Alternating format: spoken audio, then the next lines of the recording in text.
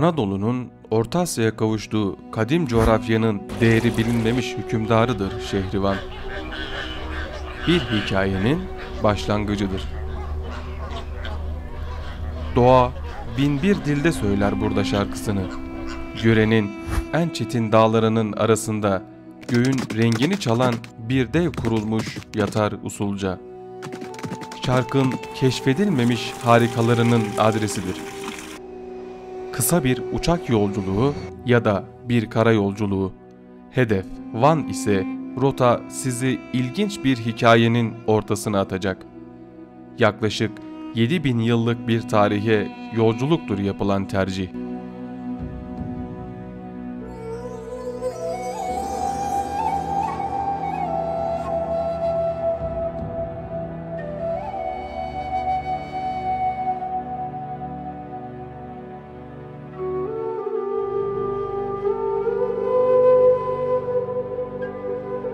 Çok eski dönemlerden beri yerleşim alanı olmuş Van ve çevresi, Urartu medeniyetinin başkenti Van, coğrafya bakımından önemli bir konumda olduğu için birçok uygarlığın izlerini üzerinde barındırmıştır.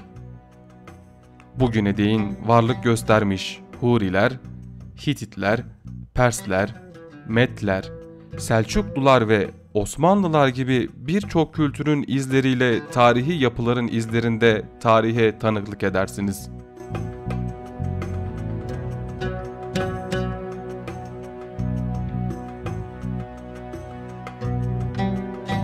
Van'da başlayan bir tatil serüveni mutlaka çok uzun ve unutulmaz anlarla dolu olacaktır. Van kahvaltısıyla yapılacak bir başlangıçsa bu uzun yolculukta enerji kaynağı olacaktır.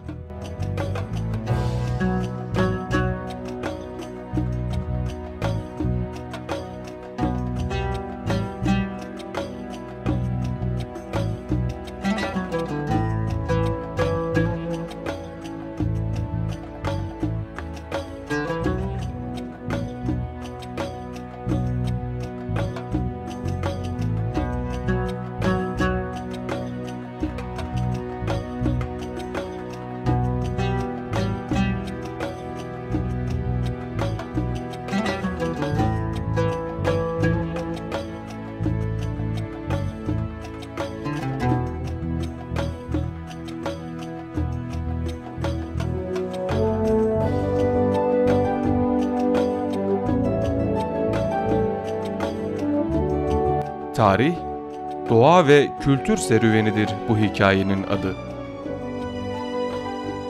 Her taşın üzerinde tarihin izlerini bulursunuz. Akdamar adasında Tamara ile koyun çobanın sulara gömülen aşklarının hikayesine tanıklık ederken, doğayı ve tarihi bir arada yaşar, Van Gölü'nün sularında keyifli bir yolculuğa çıkarsınız. Her tutkunun bir karşılığı vardır Van'da. Doğanın, tarihin ve sanatın bir arada nasıl bir ahenk oluşturduğuna şahitlik ederken, şaşkınlık ve hayranlık yeni ruh haliniz oluverir. Kilim desenleri de tarihi gibi ilmek ilmek işlenmiştir Van'da.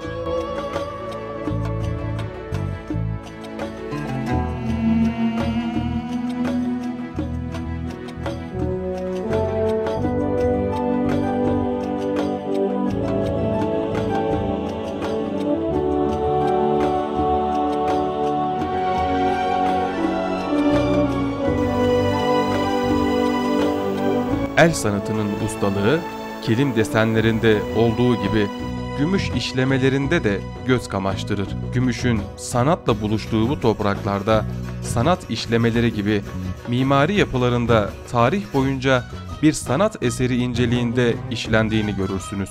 Bu mimari yapılarla 7000 yıl öncesine gidebildiğiniz gibi yakın tarihi yansıtan yapılarla da Van kültürünü ve mimari yapısını da keşfetmek mümkün.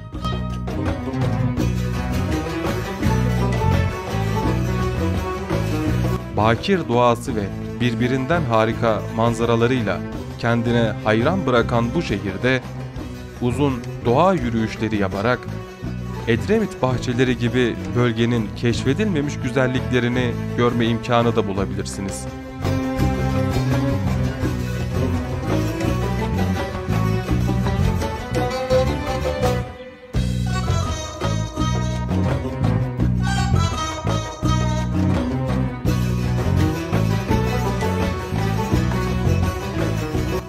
Van Gölü'ne neden deniz dendiğine dair aklınızda bir soru işareti varsa, kısa bir sahil gezintisiyle bu sorunun cevabını bulmanız mümkün olacaktır.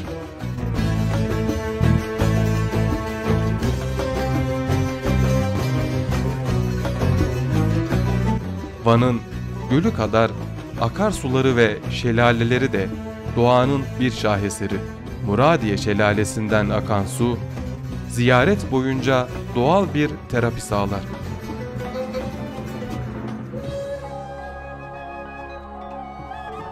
Doğanın Van'da ne kadar cömert olduğunuysa Vanadokya peribacası oluşumlarından görürsünüz. Rüzgarın toprakta oluşturduğu bir sanat eseridir burası ve kendinizi bu sanat eserinin büyüsüne kapılmaktan geri alamazsınız.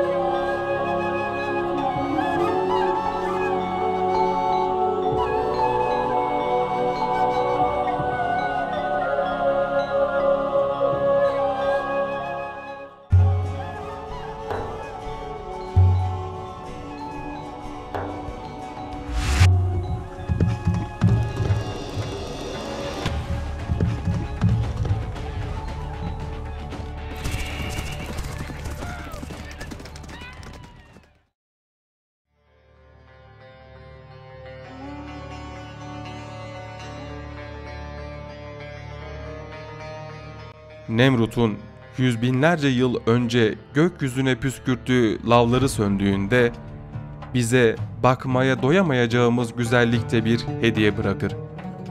Van Gölü. Van Gölü'nün güneyinde Gevaş açıklarında 10. yüzyılda Anadolu Ermeni Krallığı'nın parçası olan bir ada bulunur. İhtişamına çılgın efsaneler yazılmış, bir de içine devasa canavarlar katılmış. En bilineni gücünü efsanesinden almış, yıllar yılı Akdamar diye anılmış.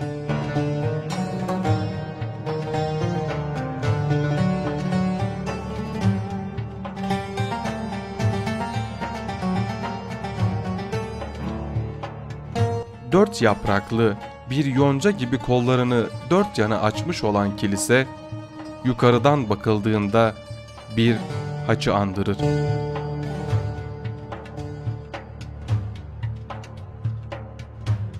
Kilisenin dış cephesi, İncil ve Tevrat'tan alınmış hikayeleri zamana meydan okuyan bir ustalıkla tasvir edilen rölyeflerle bezenmiştir. Duvarlarını süsleyen bu sanat eserleri, Akdamar Kutsal Haç Kilisesi'ni Ermeni mimari tarihi ve dünya Hristiyan alemi içinde eşsiz kılmaktadır. Akdamar Kutsal Haç Kilisesi, Anadolu'nun ortak tarihinin ve kültürünün bir anıtı olarak 1000 yıldan uzun süredir zamanın karşısında dimdik ayakta durmaya devam ediyor.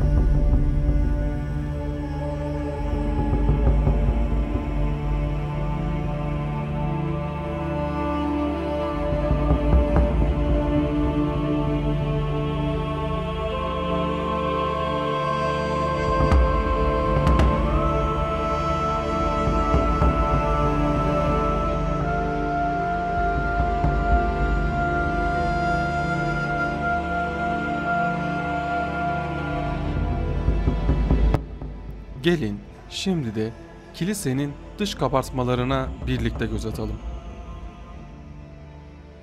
Yunus Peygamber sahnesi. Sahnenin üst kısmında yer alan madalyonlardan birincisinin Martin Stephanos, ikincisinin Sophanias ve dördüncüsünün Osarya oldukları madalyonun içinde yazılıdır. Yelkeni bir perdeye benzeyen U biçimli bir gemi içinde 3 çıplak erkek figürü yer almaktadır. Bu 3 figür Yunus peygamberi balığa doğru atmaya çalışmaktadırlar. Fantastik balık figürünün baş kısmı yırtıcı kara hayvanlarına benzemektedir. Balık ağzını açmış, Yunus peygamberi yutmaya hazırlanmaktadır. Gemideki yuvarlak yüzlü figürlerin aksine Yunus peygamber uzun yüzlü, iri gözlü ve sakallıdır. Yunus peygamberin yüzü cepheden verilmiştir. Yunus peygamber denize değil de doğrudan balığın ağzına doğru atılmaktadır. Peygamberde olay karşısında herhangi bir karşı çıkış yoktur. Sadece yüzünde ve gözlerinde hafif bir şaşkınlık vardır. Gemi içindeki figürlerden soldaki işaret parmağıyla Yunus peygamberin bir suç işlediğini ve bunun cezasını çekeceğini belirtmektedir.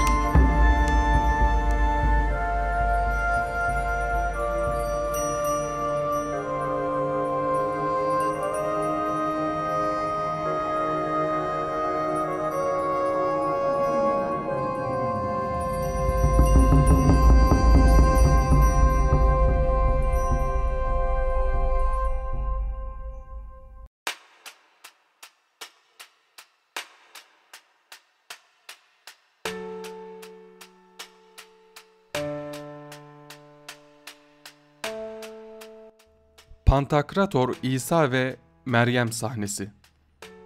Zengin geometrik şekillerle işlenmiş taht üzerinde oturan İsa peygamber figürü cepheden verilmiştir.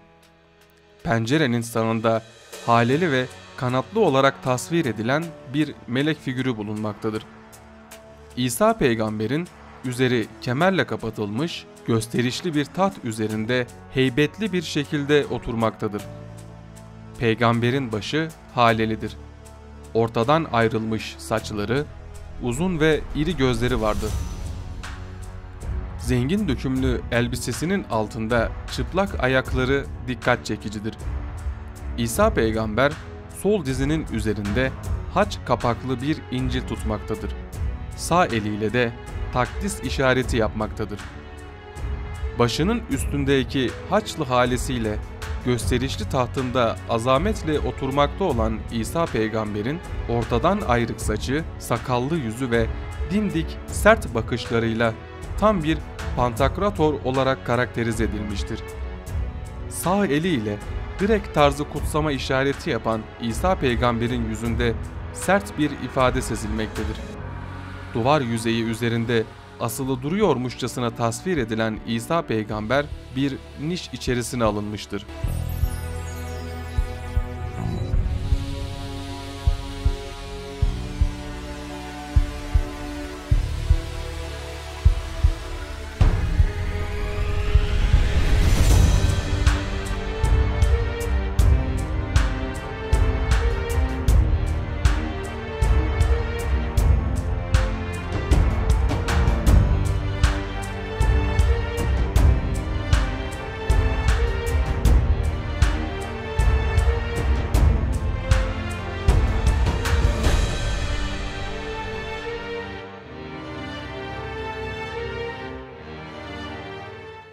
Davut ve Golyat'ın mücadelesi. Doğu haç koluna geçişin bulunduğu yüzeydeki süslü pencere üzerinde halesiz ve madalyonsuz olarak gösterilen sakallı figür kahin Eli'ye aittir. Kahin Eli işaret parmağıyla yan tarafında gerçekleşen Davut peygamber ve Golyat mücadelesini göstermektedir. İri göz bebekleri de bu yöne çevrilmiştir. Davut peygamber kısa kaftanı, güçlü bacakları ve sağ elinde atmaya hazırladığı sapanıyla görülür. Golyat, Davut peygamber figürüne oranda büyük resmedilmiş olup yaklaşık 2 metre boyundadır.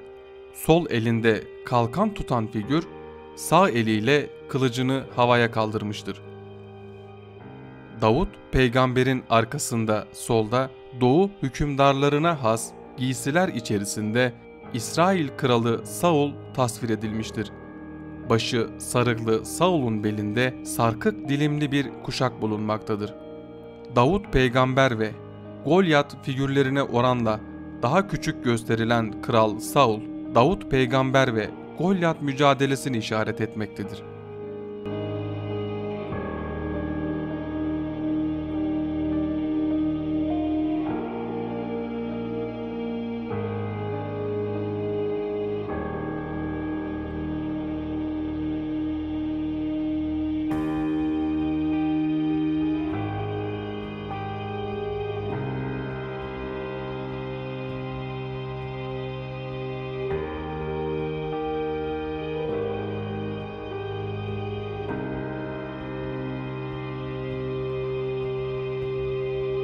Adem ve Havva'nın yasak meyveyi yemeleri. Adem ve Havva çıplak olarak yaşam ağacının iki yanında durmaktadırlar. Adem elmayı koparmaya çalışırken Havva elmayı yemektedir. Havva'nın eli Adem'in elmayı koparmaya çalışan elinin üzerindedir. Yüzleri cepheden verilen figürlerin bedenleri yarı profilden gösterilmiştir. Saçları uzun olan iki figürün de karınları şişkincedir. İnce yapraklı ağacın yanındaki iki figür hemen hemen aynı boydadırlar. Lazarus'un dirilişi ve Kudüs'e giriş sahnesi. İsa peygamber ve havariler Lazarus'un mezarı başında tasvir edilmişlerdir. Lazarus, dikdörtgen tabutun içinde kefenle sarılmış olarak görülür. Mezarın arkasında Meryem ve Marta yer alır. Sahnede Meryem ana ve Marta'nın kardeşi Bethanyalı Lazarus'un İsa peygamber tarafından diriltilişi konu edilmiştir.